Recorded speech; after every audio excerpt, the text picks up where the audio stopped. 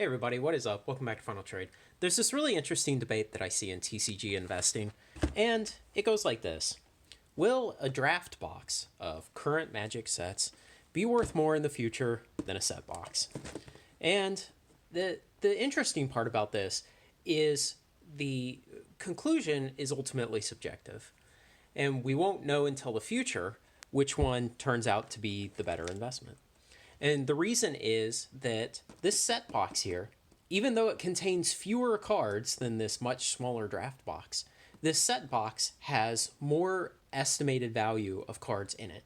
The reason being that you can pull packs out of this that have like 4 or 5 or maybe even 6 mythics in the pack. I mean, it's ridiculous when you go looking through the composition of an individual pack in a set box compared with your draft box, which will typically only have a single rare mythic slot in a pack. So even though there's only 30 packs here and there's 36 in here, and these are only 12 cards per pack and these are 15 cards per pack, your odds of getting rares and mythics are much higher here.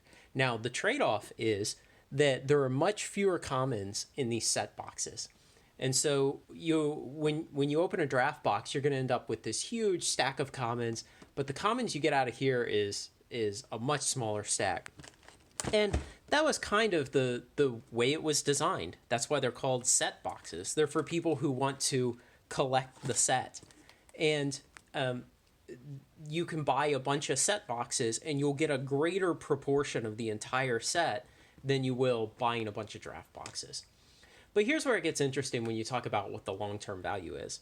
So in the long term, we expect, obviously, mythics to have and hold and gain the most value, followed by rares, followed by uncommons, followed by commons. And now you will see the argument once in a while. Someone will say, well, yeah, but what if it turns out Zendikar Rising has a $10 common in it? Okay, I mean, that's possible.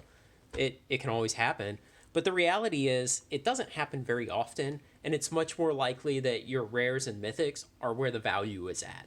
So those little one-off situations where you get some great card like Rhystic Study or Lotus Petal or something, and it's this perpetual $10 or $20 common. No, that's not really part of the calculus here. But the one thing that people offer up as a reason why the draft boxes might outperform in the long run over the set boxes, even though the set boxes have more estimated value, is something I'm going to call the draft experience premium. And the argument goes like this. In the future, buds will want to get together and they'll want to sit down at a table and they'll want to crack a draft box and they'll want to actually spend the evening drafting decks and playing with each other. And you only get that draft experience out of a draft box. Now, you can draft with set boosters. It's a much different experience because obviously the average power level of the cards is higher because there's more rares and mythics, more uncommons and fewer commons. And then also you just kind of have to run the draft differently because again, instead of using 3 15 card packs like you would here, you probably want to use 4 12 card packs here. So, instead of left, right, left, you pass left, right. And, it's just kind of a whole different experience. From what I read about it, people who have done it say they generally don't like it, but I don't know if maybe the only people who have really tried it much are people who also enjoy drafting a lot, and so kind of upsetting the normal way that they're used to doing it also irritates them, so they may not be entirely objective. But it's that draft experience premium, which is really the argument for why some people think that the draft boxes will do better in the long term. Now, I'm not a big fan of the argument. I understand it, and yeah, it does have value. But will that be enough in the long term? When you're done drafting and you've paid your extra money to enjoy having that night of nostalgia with your friends, you're still left with the cards. And you've basically kind of like the gambler's premium when you open sealed product after you've drafted the draft box. The draft premium evaporates and you're left with the cards, which ultimately are still more valuable from the set box. And so it's my opinion, and I can't back this up with any data, and we just don't know yet, but it's my opinion that in the long run, the set boxes will age better. They'll have a higher average return on investment. The compound annual growth rate will be better. and ultimately they'll be the better investment.